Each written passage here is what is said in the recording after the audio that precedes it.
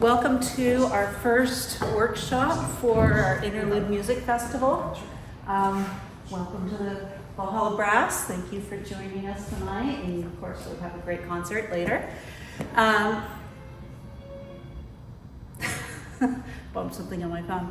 I want to acknowledge that we have this workshop is partially funded by the Associated Chamber Music Players who've given us a grant for our Workshop Center Masterclass. And so I want to acknowledge them. And I'm going to turn this show over to you. Hi, how's everybody doing today?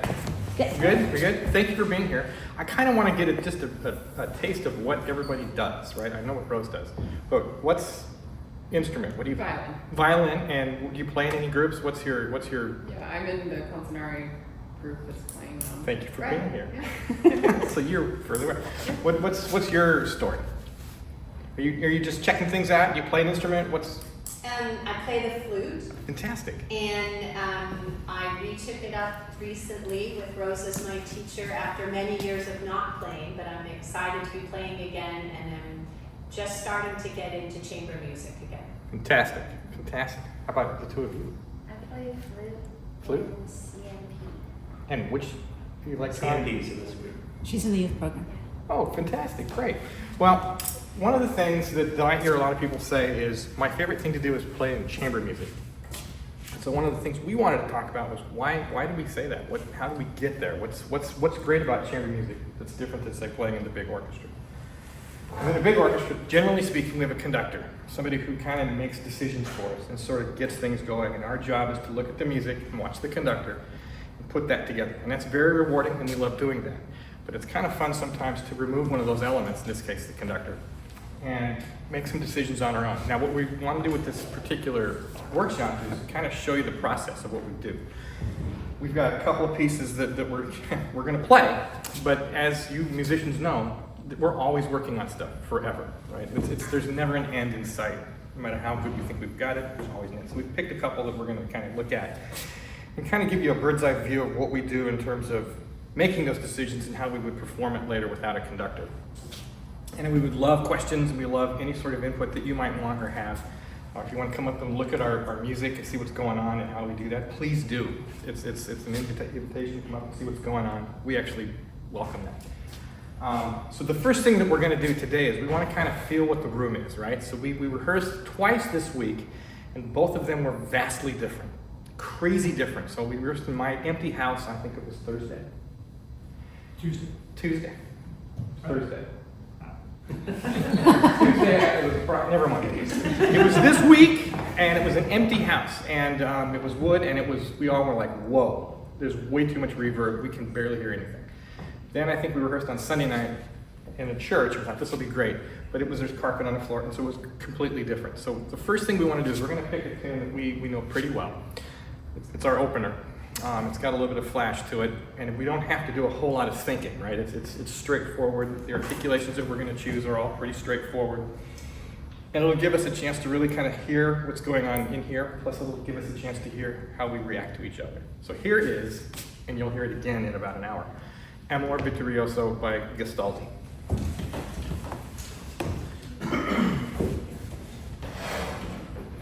Of course, normally we would have a conductor count us off, but we don't have that. So what I'm going to do is I'm going to breathe, and I'm going to indicate that with my instrument.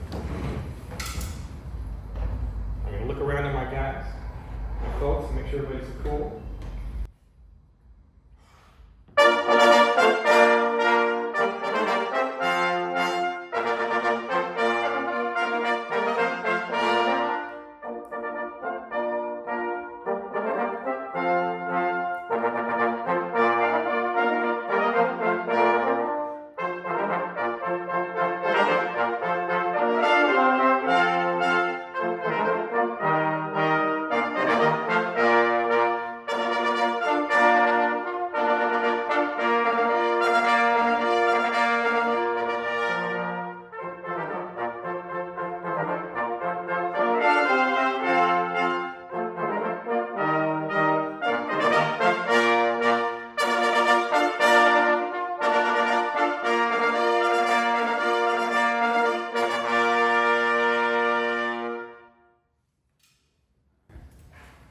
So, thank you.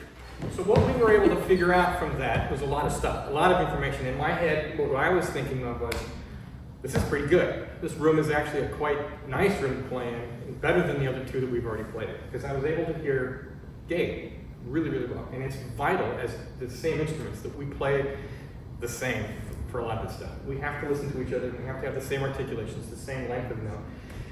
And I was having a hard time hearing that at my house and at the other church. And tonight I was able to hear it really clear. Also, I'm able to hear Wade and what he's doing. He's able to actually hear us, and so that's kind of nice. I'm able to listen to the reverb where the sound bounces off the stuff and gives us a chance to sort of gauge how long we want to play notes. Because we're always thinking that. We're always thinking, what do we want to do with each of these notes? Now I'm gonna pick on my quintet members and ask them every once in a while what they think. So we'll start right now. You might know. Wade, did you notice anything on that run? I did feel like it was, like you said, it was easier to hear in here. And it had a nice reverb for brass. It felt good. Seemed like dynamic-wise, like it took the fortes really well, but our pianos, I think, end up sounding kind of loud in this room, so maybe we can play soft. I think that's great. Want to try that? Sure. So then we tried that. It's like, oh, okay. Let's see if we can't make a bigger contrast with our dynamics.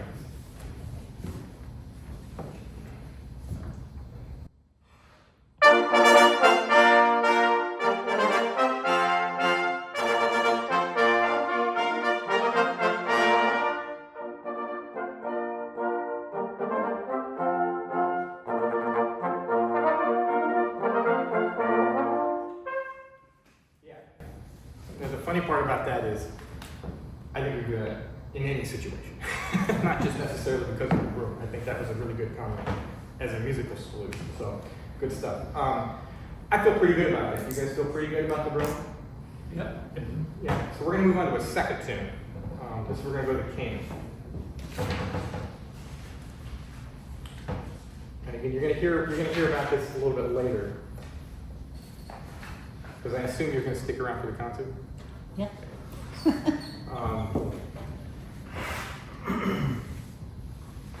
who's talking about this? I'm not going to say much. I'm going to let him talk about it. But what I will tell you is the music itself is fairly complicated. In my part alone, and again, this would be a time to come up and just look at the part and go, okay, what's going on here? We've got time changes all over the place. It's a slow piece. It's written as an adagio. Quarter note equals 52, so it's quite slow. But my part alone, just as it is, has got a lot of time and meter changes in it. And what you're going to hear is this particular composer, Michael Kamen, wrote music for 5 people where in many times all 5 of us are playing different sorts of subdivisions of the beat. There's quarter note triplets going on with eighth note triplets, going on with eighth notes with quarter notes. It's all kinds of crazy stuff. And so it's been fun for us to put time into this thing where a conductor would really make it super easy if the conductor was up here just giving us time. We've got to find a way to do that without a conductor. And so it's been a fun challenge to sort of put that together. So we're going to start it, and then I think you're going to hear us stop and maybe work on stuff. And if anybody has a question, or again, please, please, please, if you're curious, come up and look. We highly invite that. So it's pretty cool. Over their shoulders. Yes, Let's go look. We want you. Hey, wait a minute. I don't think that's right. It feels like You you're can tell us crossing that. some sort of. We welcome all of that kind of input. I'm looking for micro communication. Yes, and you're going to see that a lot. As a matter of fact, I don't know how everybody else's part is. Yeah, his is the same way. I'm using an iPad, and I've got, in many cases, I've got his part written above, I got his part written in certain places where I'm able to sort of connect this thing back and forth. Because if I don't know that's going on, I'm going to get lost pretty easy. Because my part is independent and complete. This is the most scribbled on piece that we have. And it's an incredibly beautiful piece of music, and I don't want to give too much away. But he's a film composer, Michael Kamen, and so his music is, you'll find out.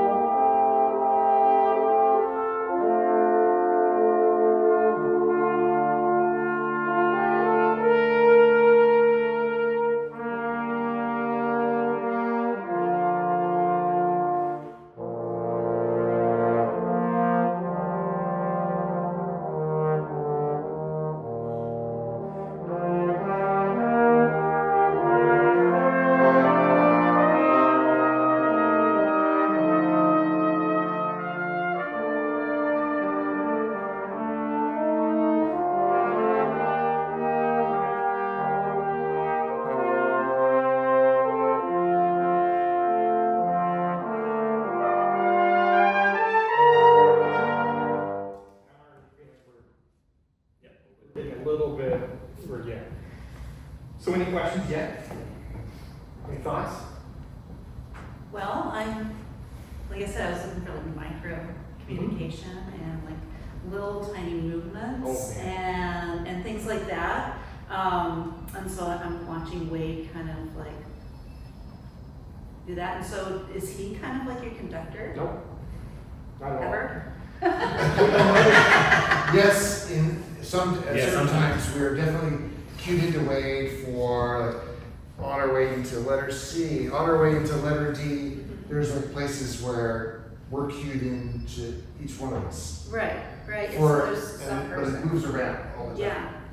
And on this one, I don't think there's a conductor. I think what we're trying to do as a quintet is we're trying to feel pulse. We're trying to feel Right. time.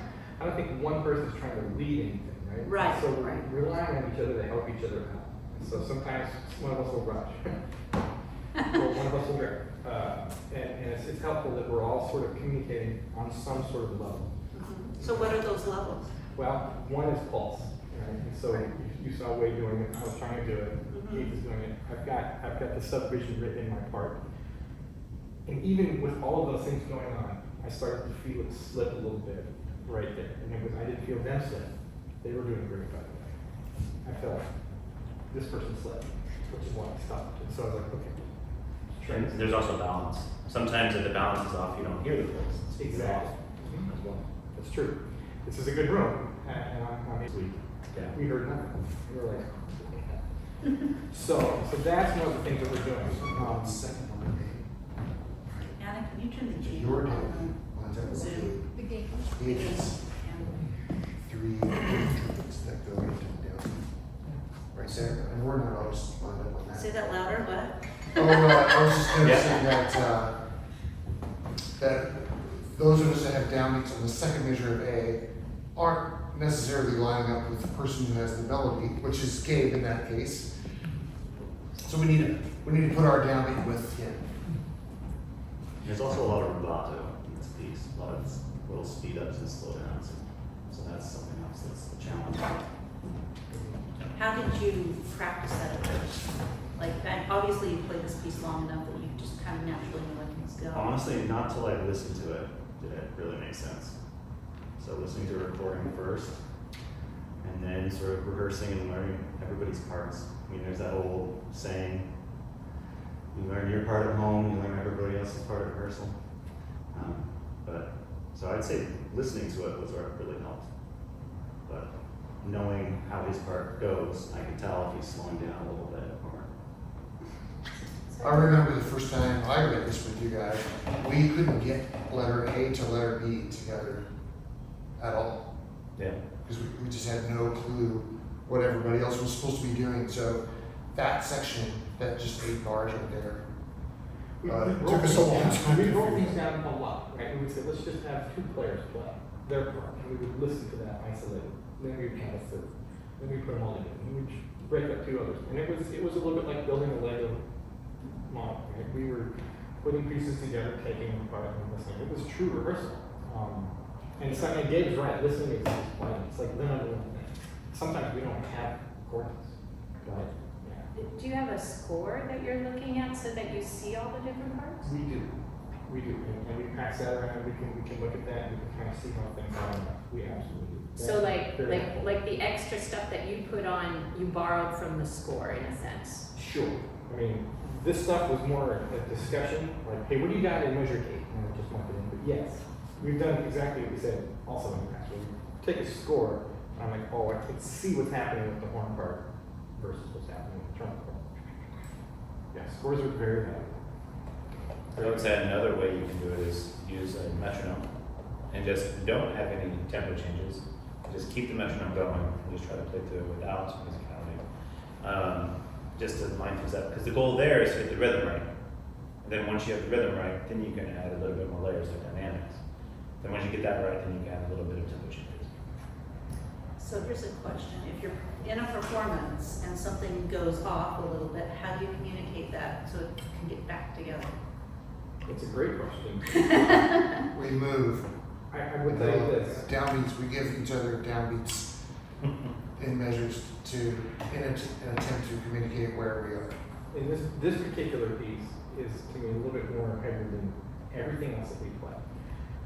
I feel like I'm communicating on some level every night, more so than, let's say, the piece that we might play. Like the hour, I'm a little bit more involved in what I'm doing, but here I've got to be really, every single time, every note, everything is hyper focused. So I'm always. So the communication on this one is like constant. So we've been playing it a lot, right? Like a year and a half. We've performed it a number of times, and it's still a work in progress. And we came back to it, I think, pretty quickly after having it going for several months. Yeah. But it's like, oh yeah, I remember how this thing goes. So yeah, should we keep going? Can we do A? Absolutely. We can go pick up. Yep.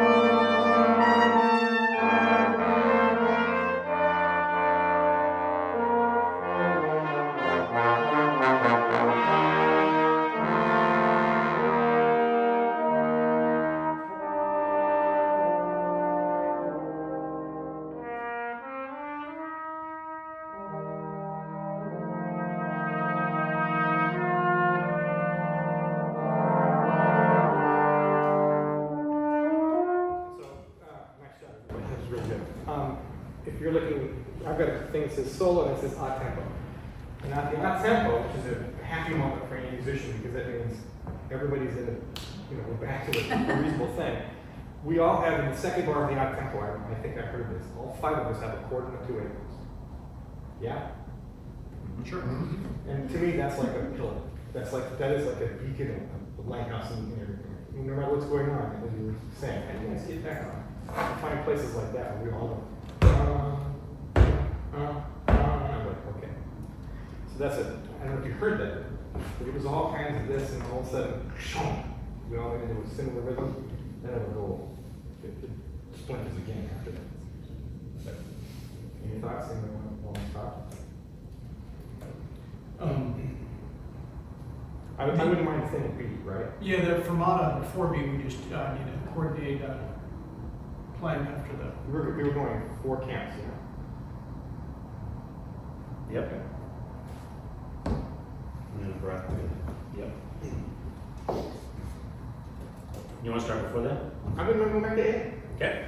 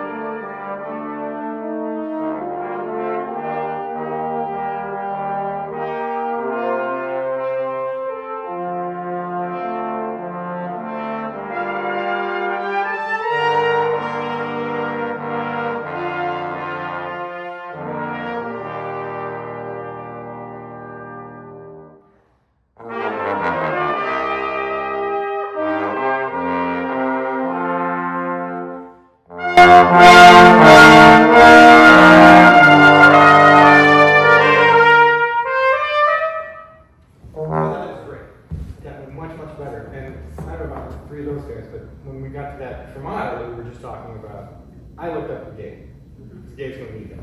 And I was able to just watch him, and I saw him breathe, and I saw him basically conduct it in just playing.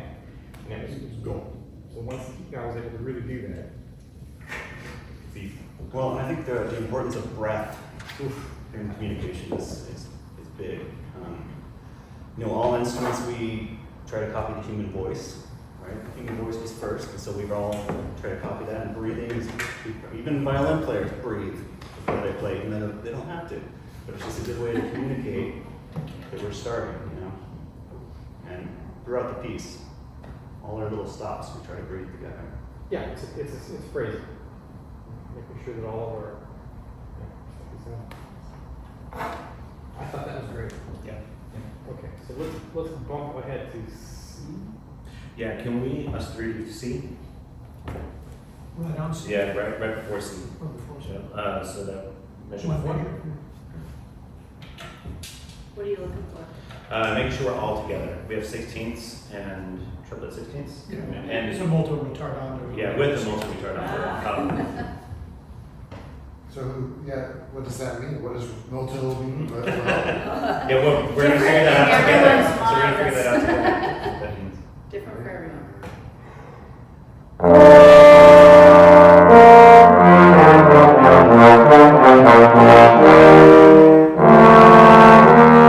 And see, that's when we hear like that's slower than I was expecting. So I followed them. What was it? Yeah. And we all have to agree on what that is. And we'll talk about it and be like, I liked it. I just wasn't expecting to do that much. But you adapted very well. Yeah. Yeah. And I guess, how do you interpret that direction volto retard? It actually continues for 2 bars. So, Right, but the recordings we hear, they actually go really slow into C and then kind of picks back up a little bit. oh, does Before it it? goes to the up tempo too. Can you do it one more time? Yeah. Because for me, one of the things that I have is just a quarter note, double forte, accented, low C on the downbeat. It's a little bit of a dark game. Catch it. So I would like you to try it. That time it was perfect. One before.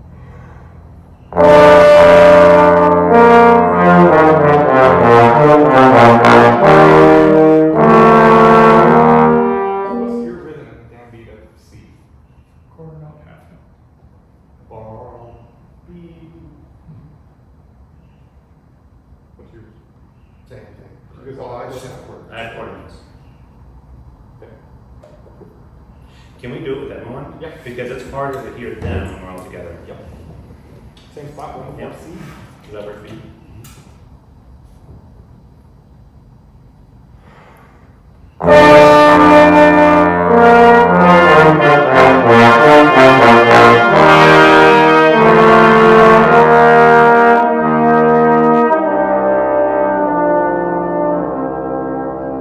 So the Matt measure there, I heard bong, bong, bong, which is great because that was time. It was perfect. Each person had a different part of the thing. Yeah. Yeah, listening is key. And that's what's great about playing. So at the beginning when I said chamber music, for me this is the essence of what's great about chamber music is this family, right? This building of this communication and this fun. So it's a good match. Keep going. Yes, please. You want to start at the up tempo? Yeah. You want me to pick up? Yeah.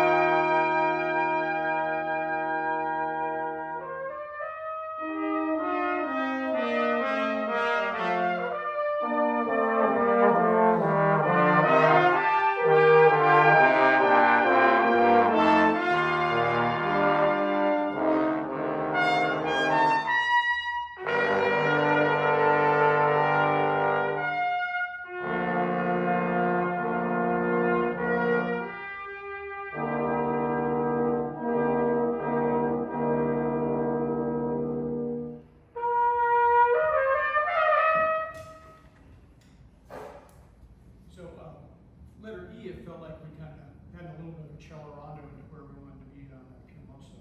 Yes. I was doing it on purpose. Oh, okay. So that's fine. Because I thought we talked about it. We did. We did, okay. And then the tempo primo, we didn't all agree on the tempo primo. Right, so the last time we played it, we weren't doing tempo primo, and we didn't have a chance to look at it since. That we wanted to go back to the original tempo, slower than what we had done in the past. So yeah, we hadn't agreed because we weren't going on slow. Tempo primo is slow. And I set that, yeah. Well, then I adjusted it more because Oh, wait, I had wait. B2 and 3. You're right, you're right. So the tempo starts at the downbeat of that bar, Mhm. bar 38. And what is I had the rest, and then a quarter, then eighth quarter. what is the downbeat? All right. But I think I'm the only one with the movie. But yours is moving on. So I'm the one who was slowed down. Perfect. Let's try it. E? And we were okay with the cello rondo? Yeah. You could go easier on the dynamic, or on the crescendo. I have You piano gave and away- mezzo piano, so you think I'm too loud? You gave away a lot of our progress for a louder dynamic in the first bar. Yeah. I got it. I got it. Yep. Yeah.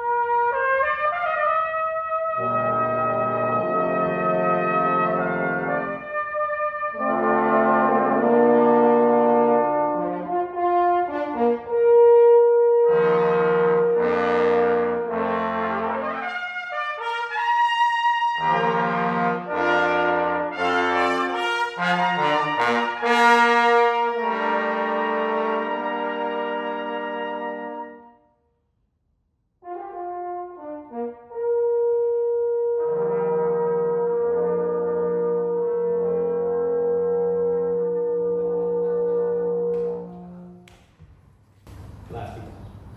Are we doing the last two bars? Yeah, we can do that. Starting where? Could you give us a little bit more movement for the last two bars? Sure.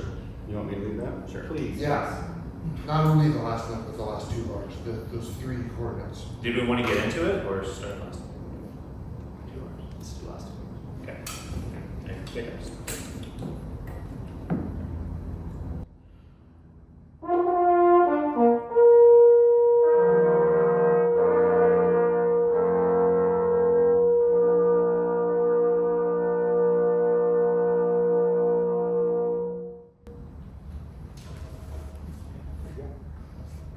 Questions?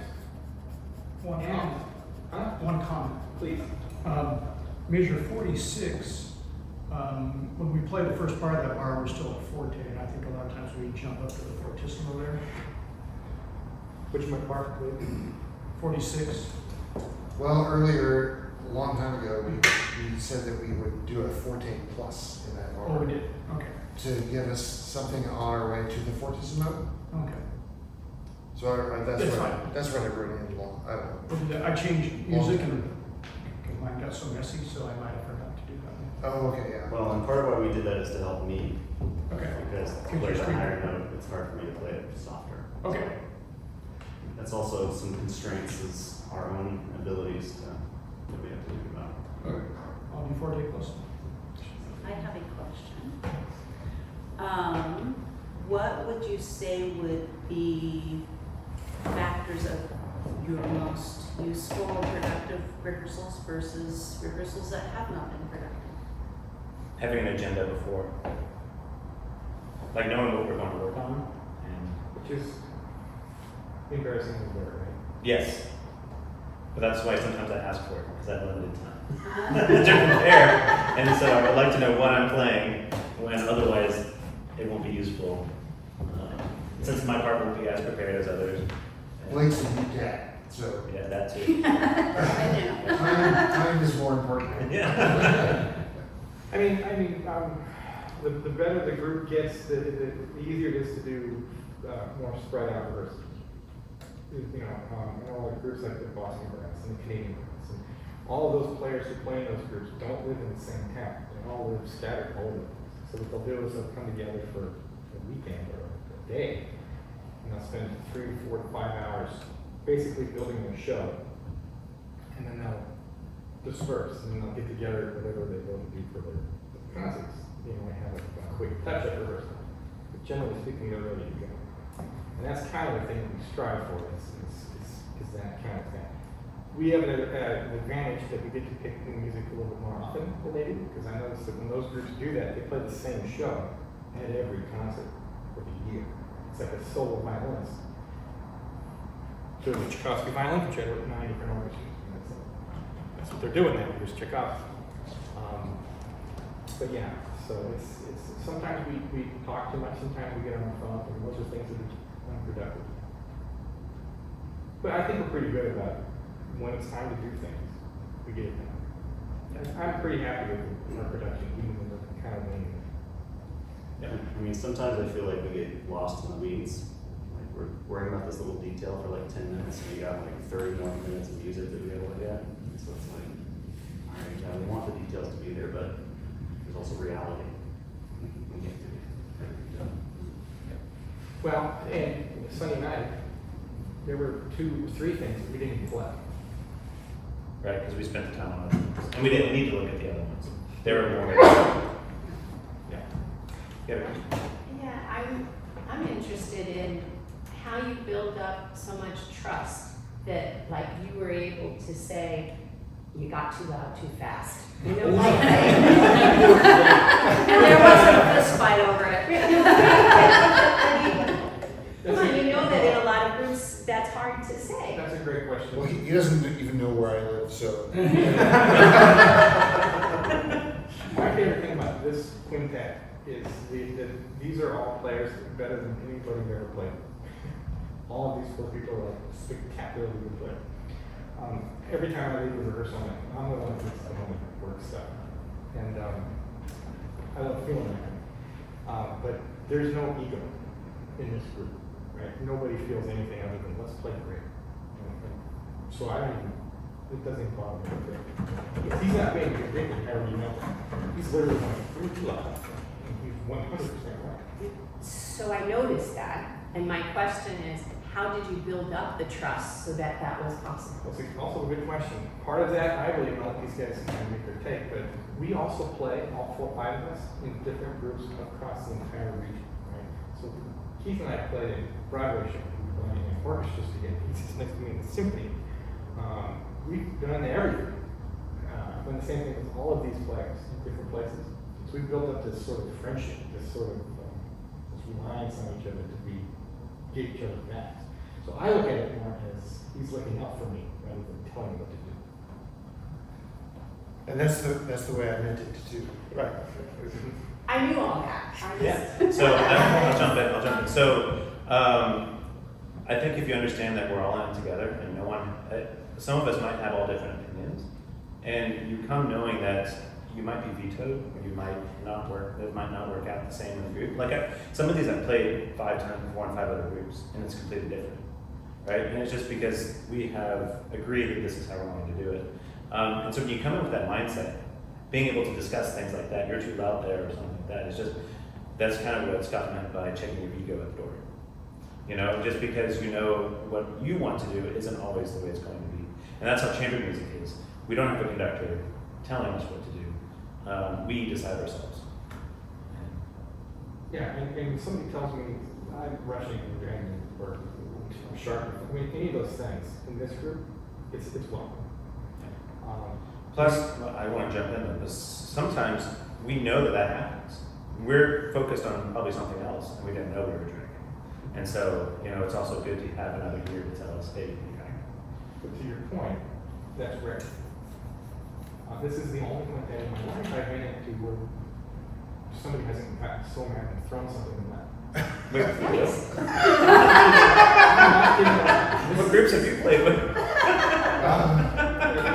I have had similar experiences. Wow. I mean, the take it. The reason I ask, I mean, trust in a group is so important to me, whether you're playing music or doing whatever else. But like, for example, I'm going to, for the first time in a very, very, very, very long time, go to a summer camp where I'm going to be assigned a chamber music group to play with, and there'll be people I've never met before that will, and I'm so excited about that. But I'm like, oh, how will we start having enough trust? You definitely want to read the room. You know what I mean? You definitely want to kind of, before you start saying stuff, just see how things are. Yeah, so if that's the case, I have some advice. I've been there, I've been thrown in, we only had a week together, and you just kind of offer suggestions instead of just telling. Or what you say is, oh, that wasn't together, can we do that again? Like it's my fault, instead of, it's really his fault. No, I'm not together with you, can we do that again? Maybe you lead by saying, Yeah. hey, if anyone has any feedback for me, I'm open. Like, maybe you say that. Yeah, you can do that too, because then you make yourself available at night. And there's, Lower I walls. would say 40% of the time, I just let it go. And I play what's being asked. It's like, I would let, no, I'm not going to do what's So you choose your moments. When it's time, when you really want to say something, you say it. But other times you just, you take it and you don't say anything. It's an art, I think, to be honest with you. I think it's an art form. And that's what I love about this group is that we've kind of figured out a kind of sweet spot. It's kind of fun.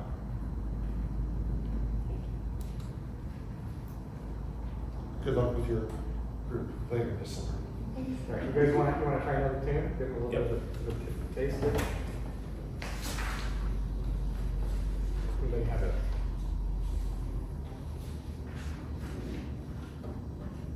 We don't want to give too much away. What if we did, Should we do an hour? that's what I was thinking. Okay. All right.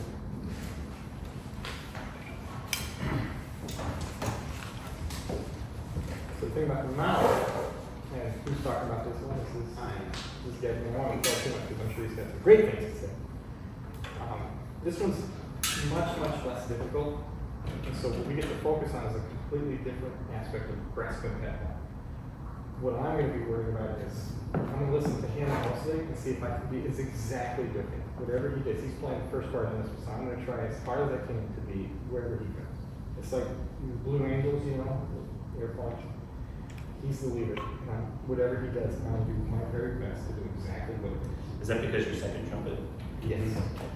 And so, whatever his articulation is, whatever the length of note is doing, whatever his pitch is, all of those things, I am hyper-focused on. Now, that doesn't mean I'm not listening to those things, because I am. But he's my section leader at this point. So I'm going to go with that as much as I possibly can. So where I went to school, I studied with some very famous teachers, and their biggest award at the end of the year was everybody voted on who's the best second trumpet player. Because it's if you had a gig, who would you trust to play next to you who's going to make you sound good? Because that's the second's job, is to make me sound good, you know, if I'm playing first. So it's really important. Freaking out because he sounds pretty good.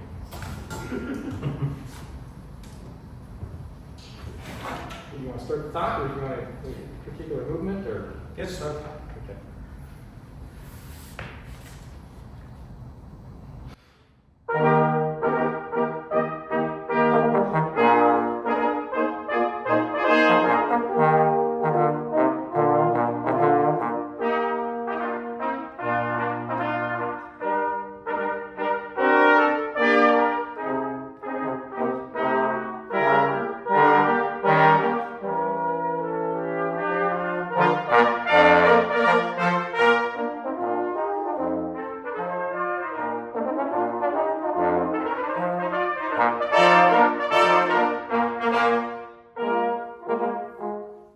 Pretty good, but I was like, another shot. Felt like I was about 80% what I said I was going to try and do. Yep. You felt that too? Yeah, I felt that too. It's kind of goes with what you play around it. You know, we just got off from a really heavy piece, loud. Now we're playing something that was written in time of Mozart. So now we got to be lighter, you know? And then you need to bare your souls. Yeah. Exactly.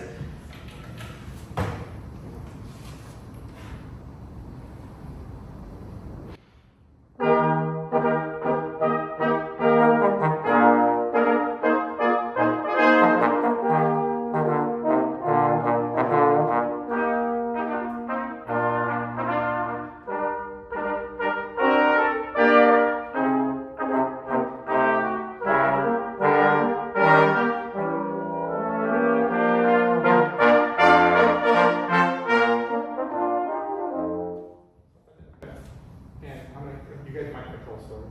You probably already heard my story. Tell it. I have a very, very good friend who's the principal trombone of the National Symphony Orchestra in Washington, D.C. Craig Mulcahy. Well, I know about it. You know. So Craig and I went to college, undergrad. And Craig was this trombone player who would never practice. He would just go to his lesson and get A's. He was that kind of a player. And the internet was just starting, so Craig was always playing it. And we were always doing goofy things. And he would never practice it. He would go to his lessons and just crush it. Well, he was supremely good. He doesn't do it anymore. He now practices a lot. But what he told this to me one time. After he graduated from an undergrad degree, he went to the Tucson Symphony for a one-year position. So he was a professional trombone player in a major orchestra for 1 year as a 23-year-old. And then he decided to go to graduate school. And he decided to go to the best graduate music school on the planet. Where is that? It depends. No, I'm just going to say it because it's an arbitrary thing. Juilliard. He's Northwesterners over here.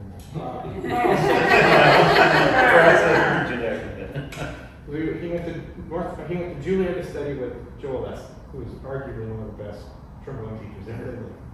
So Craig's first day as a graduate trombone student at Juilliard, his teacher Joel Leslie says, "Craig, I want you to get your Arvin book out." So Craig gets his Arvin book out. He goes, "I want you to open up." Well, what was an Arvin book? I don't think they know. The Arvin book is a cornet method book, and I should actually give you a reference here so you know what example he was asking me to play. Well, I don't know if flutes and violins, I think you have scale books, right? It's similar to Yeah. that, but a bunch of different etudes, and it's this thick. Yeah, I got it. So it's a cornet book, and it was written for trumpet, but every brass instrument has stone, rightfully so, because it's so good. And he said, "I would like you to play page 13, number 11 for your that's what you're going to go home and work on for the week." And Craig's looking at this. It's quarter notes and half notes. And I'll play it for you. And he said, "That's what you're going to work on." And Craig's like, "I don't get it. I'm a graduate student at Juilliard. I've had a year of playing in this professional orchestra.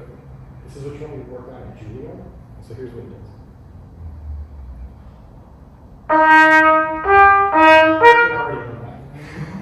Which is my point.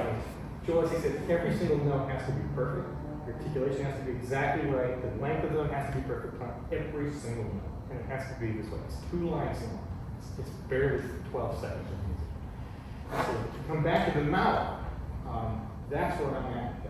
I'm listening to Gabe, and it's more crazy in my brain, and I'm tired of it. Just making sure that I'm exactly where it is, even though it's a much easier piece of music than what I'm playing. So the exercise of playing easy music, but playing it well, is super, super important, right?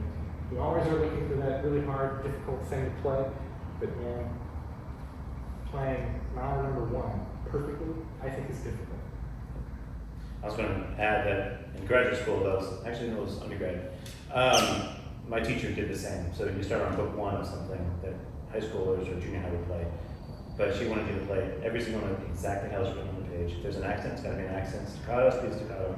So even if it's easy, you have to do it exactly right.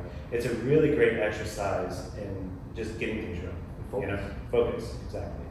And that actually helps you play the fast and harder stuff better without even looking at that hard stuff. So, yeah. Yeah. So a lot of times when we're working on brass quintets, there's a couple of what we would call standards, and I think we can all agree that Van Sang is one of those brass quintet standards that a lot of high school groups play. I'm bummed. I wish there was a high school brass quintet here, but it's a piece that we all kind of play, even at this level. We play it, and it's fun to see how great we can play, how perfect can we make this thing. So that's kind of, for me, it's a game to get there. But it's exactly what Craig is dealing with Joel Leslie. To me, that's what this is. It's not super complex, but man, it really practices getting my brain influenced. I'll try it there. Yep. Set myself up for this.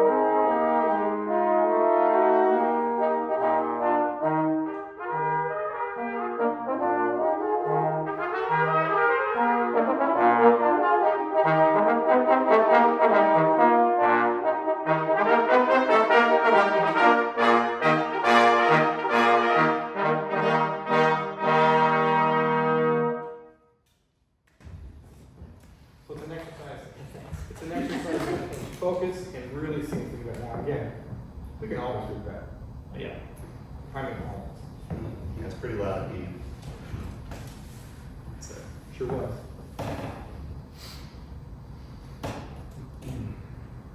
You said B? D. D? B, sorry, B, yes, B. I have Mezzo Forte, is that what you have? Yeah. But I have the melody. So I get to play a little He loud. gets the trump card. Whoever has the melody, they can play as loud as they want, or something. Well, not as loud as they want. You want to try it again? Huh? You want to get it there? You want to try that or just? We could start it maybe.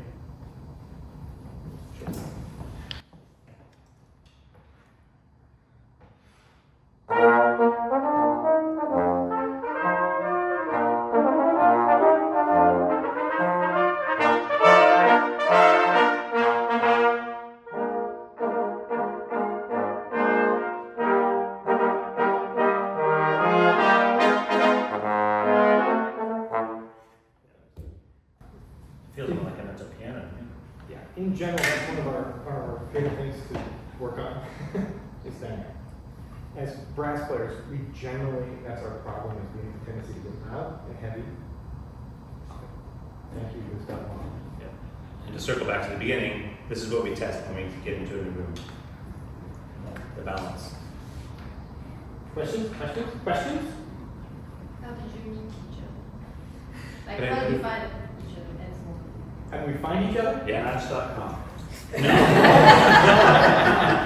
That's a pretty good question. I mean, with the exception of Keith, the three of us live over in on the Kitsap Peninsula. Four. Obviously, I can't count. I think Wade is kind of the brainchild, the father figure of all things. I think you, the two of you, kind of really started. Yeah. And this was during COVID, It right? was during COVID. It was Gabe and Wade, because they were both teaching in the same school district. And probably they were sitting around, kind of great to play brass quintet music. And COVID, we had a quartet, two trombones and two trumpets. And it was just literally so we could play something. And And for during COVID, and how much fun that was. And we were out in the woods. We were out in the woods with sitting masks really far on, apart. staying far away from each other.